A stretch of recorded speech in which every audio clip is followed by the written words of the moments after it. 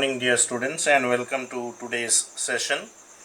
In this session, we are going to continue with our discussion of the play The Tempest, Act 1, Scene 2, and here we will be discussing from line number 510 to line number 583.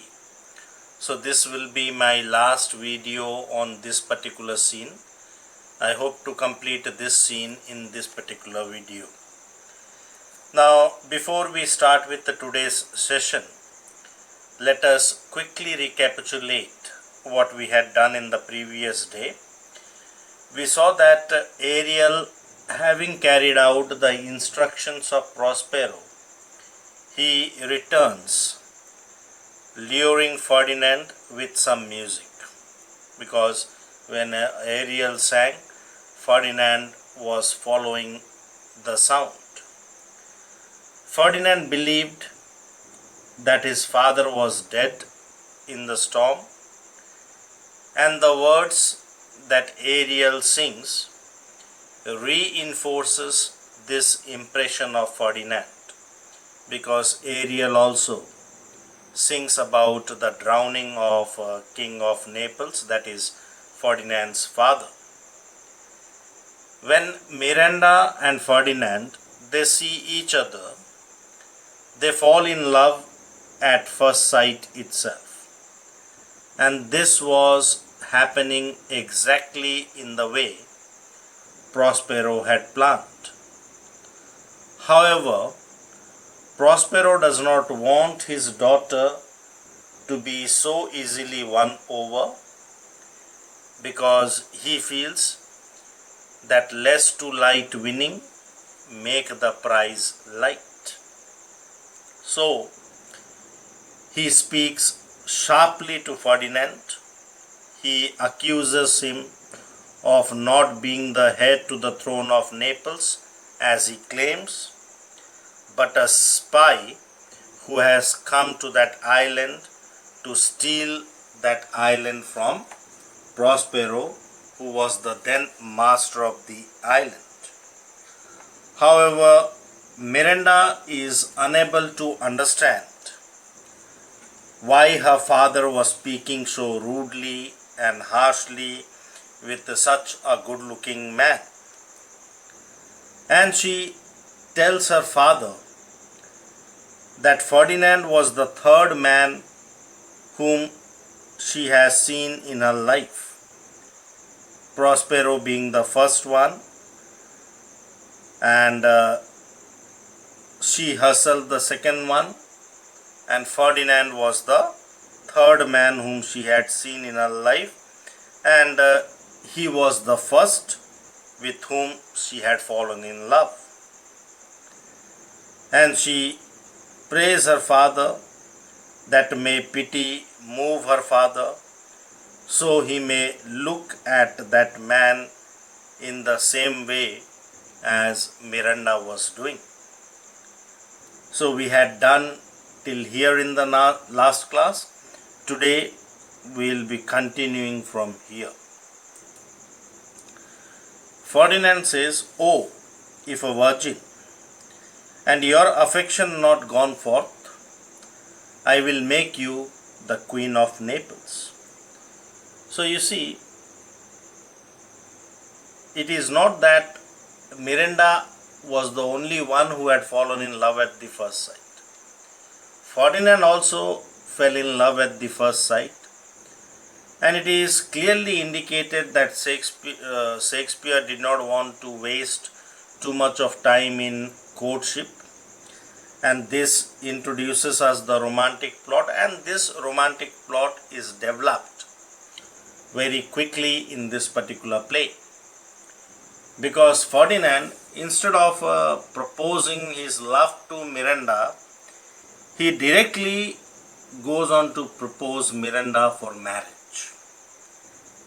He says that if Miranda is unmarried, and if she is not in love with anyone else, if her affections have not gone forth, if her love, her devotion is not for someone else, if she is not engaged with someone else, Then Ferdinand was willing to make Miranda the Queen of Naples, that is his wife, because he now believed himself to be the King of Naples after the death of his father.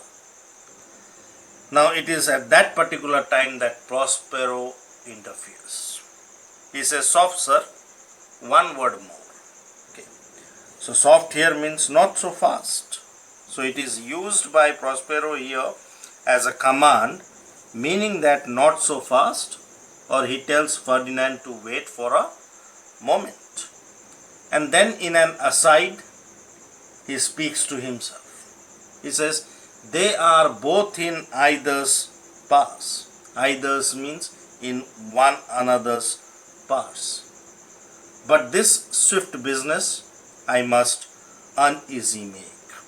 So this romance that was developing between Ferdinand and Miranda so quickly, Prospero says that he must make it difficult. Now why he needs to make it difficult? Because he believes, "Lest too light winning make the prize light." So he knows that each one of them, that is both Miranda and Ferdinand, they were now affected by love for each other, but Prospero decides to put hurdles, to put difficulties, obstacles in the way of their rapidly progressing love affair, because if something is easily obtained, it seems valueless. So those things which are easily won in life, they are not given much significance or greater significance in our life. We treat it in a very trivial way. So love also should be dealt in the same way. If there are difficulties in materializing that love, in transforming that love into a bond of marriage, then that love remains for long. But if it is won easily, then it will not be given much importance. So therefore, Prospero decides to put some obstacles on their way. And then he speaks to Ferdinand. He says, "One word more. I charge thee, thou attend me."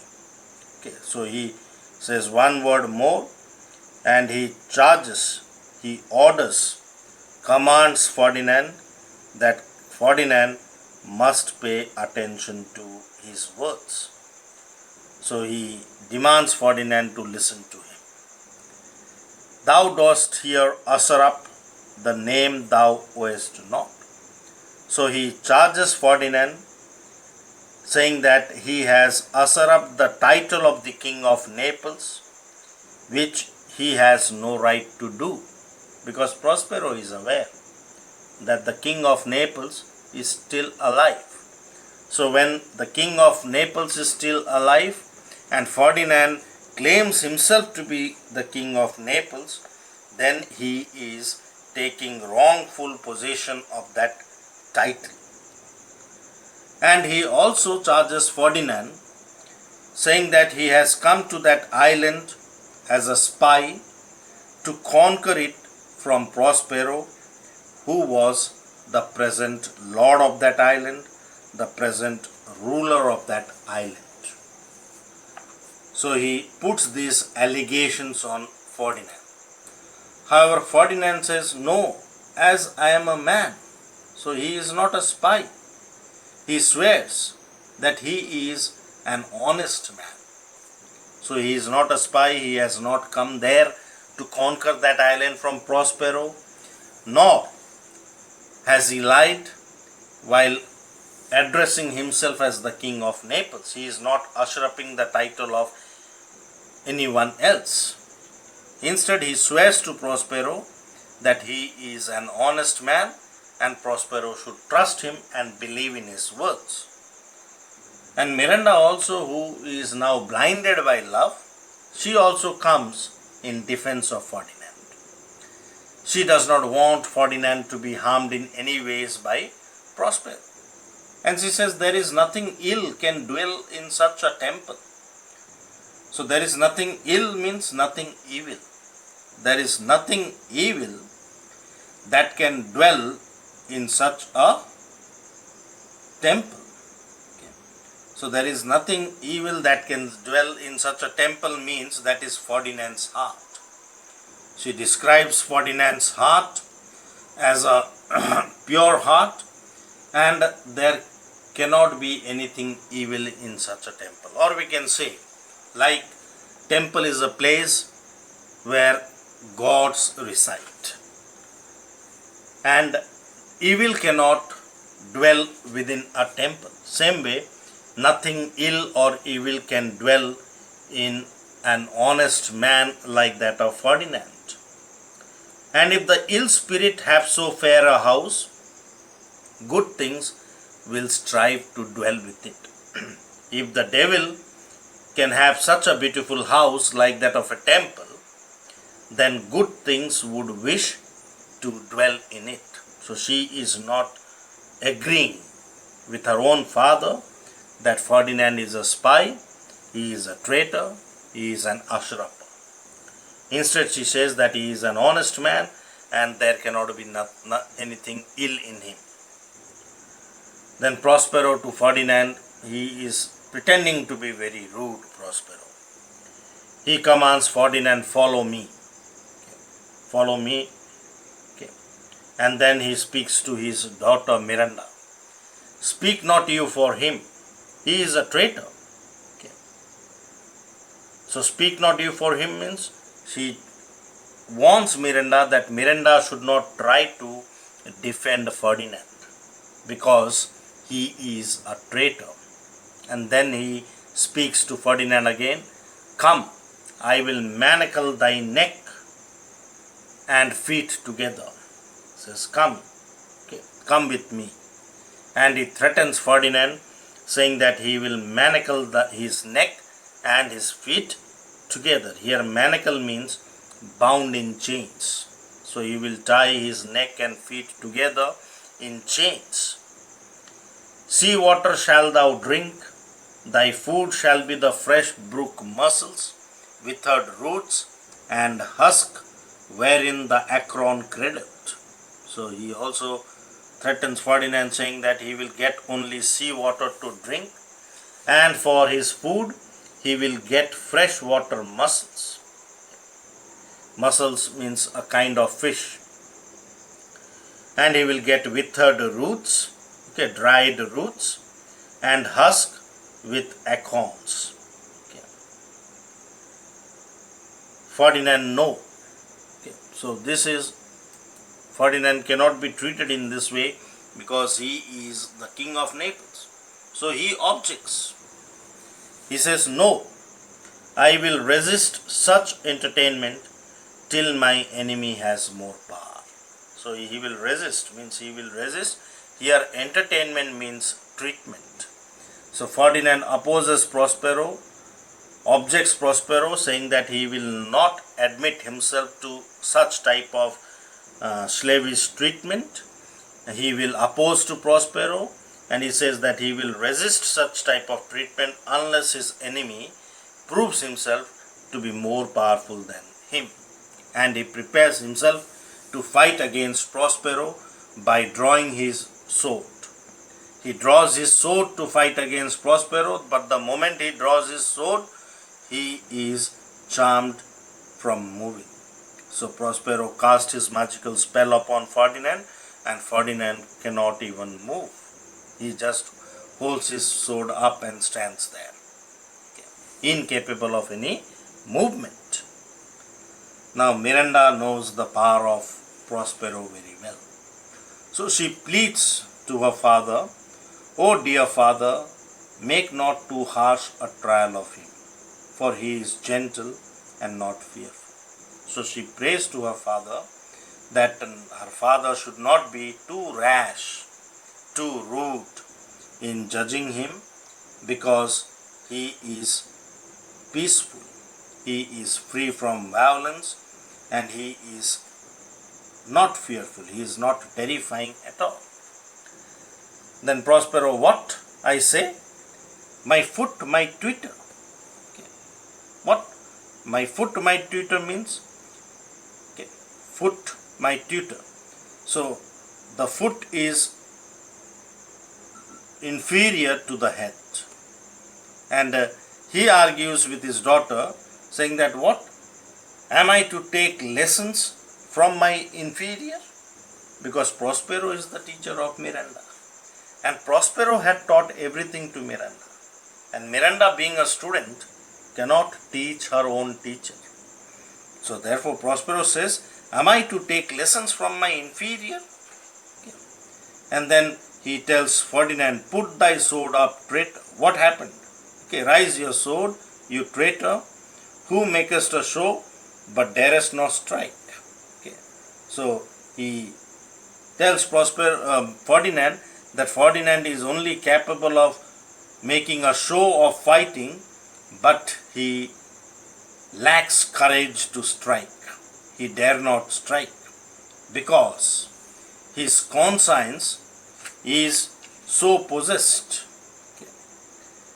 with guilt, because his conscience is haunted by guilt and he is unable to strike.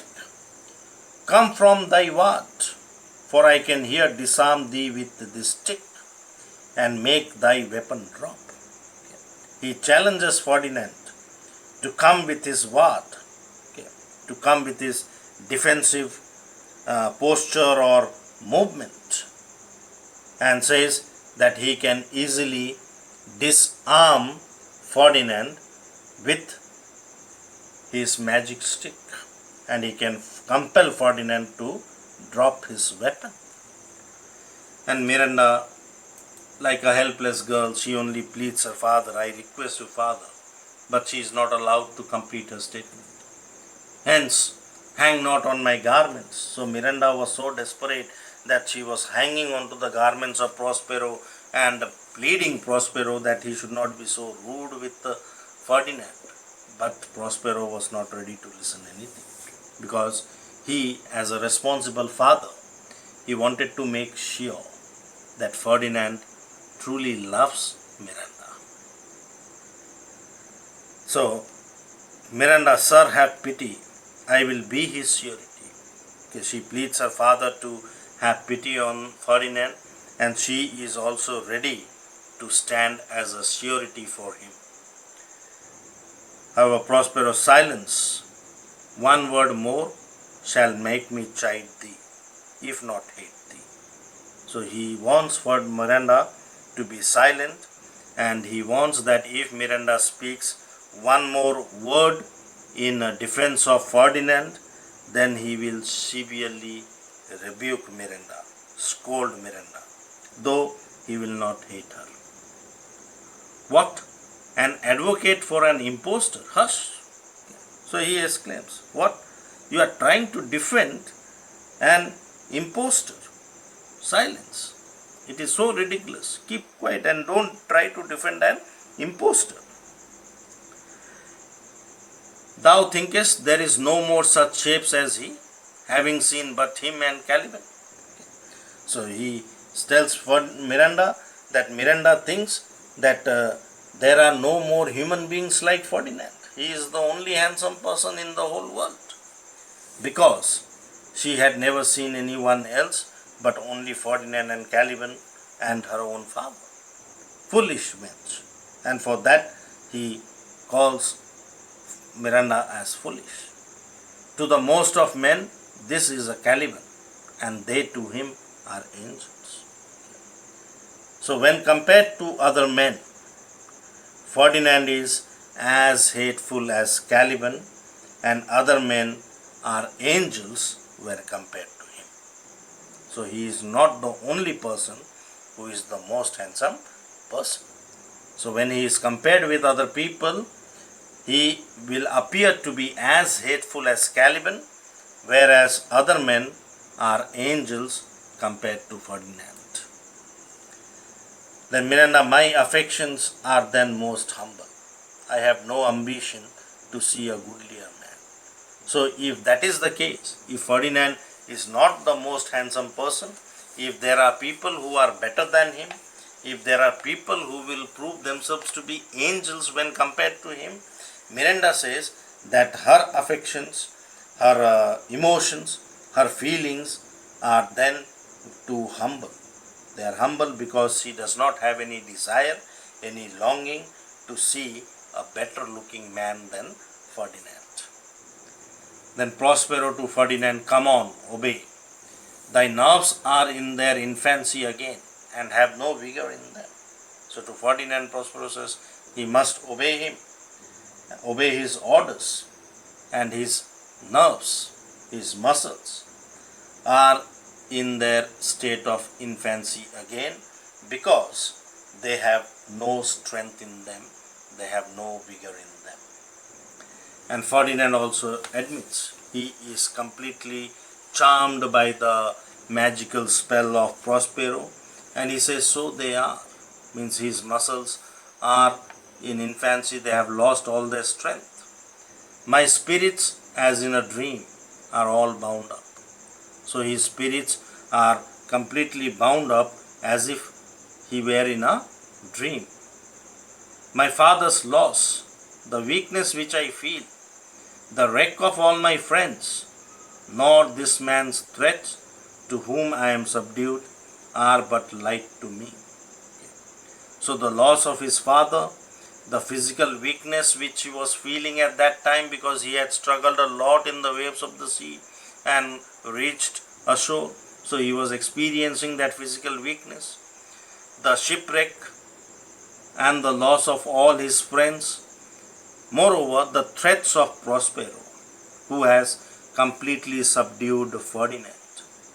All these things appear to be trivial to him. They appear to be very light. They are very insignificant to his eyes. Might I but through my prison once a day behold this maid.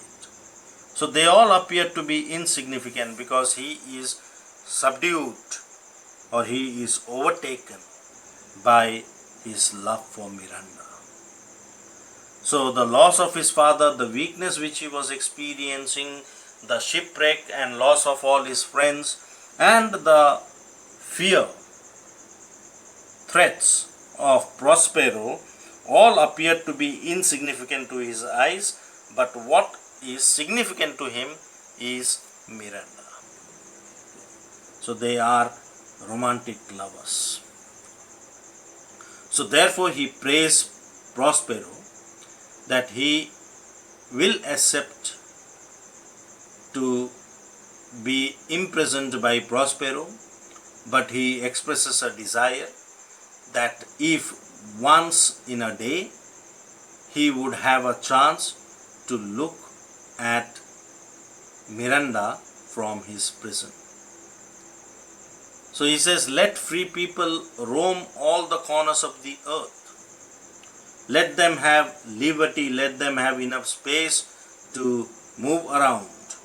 But Ferdinand will be quite satisfied with such a prison only if he gets a chance to get a glimpse of Miranda once a day.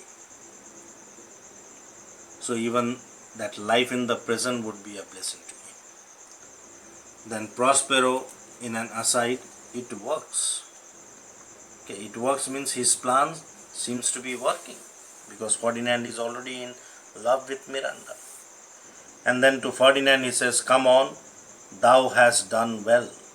Okay, to Ferdinand he says, come on, okay, follow me.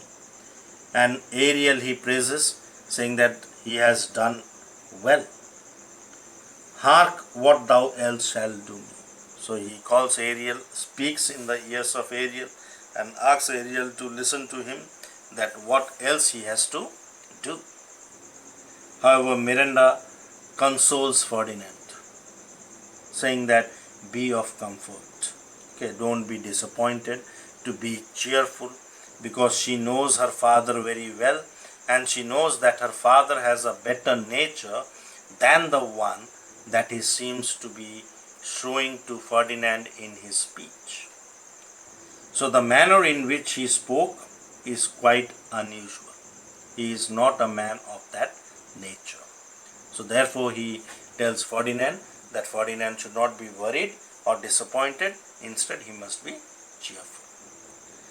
Then Prospero, speaking to Ariel, he says, "Thou shalt be as free as mountain winds, but then exactly do all points of my command." He assures Ariel that Ariel will be as free as the mountain winds. He will be given his liberty if he carries out Prospero's order exactly in the way he is told. So to all detail. Then Ariel assures Prospero, saying that to the syllable. To the syllable means he will carry out the orders of Prospero in exact detail. He will follow even the smallest detail that is given to him by Prospero. And Prospero then tells Ferdinand, "Come on, speak not for him." To Miranda, he says that Miranda should not speak for him, and takes Ferdinand along with him. So all of them exit from the stage. So here that brings us to the end of this scene. We will be doing the critical appreciation of the scene in the Google Meet class. Thank you for watching and have a great day ahead.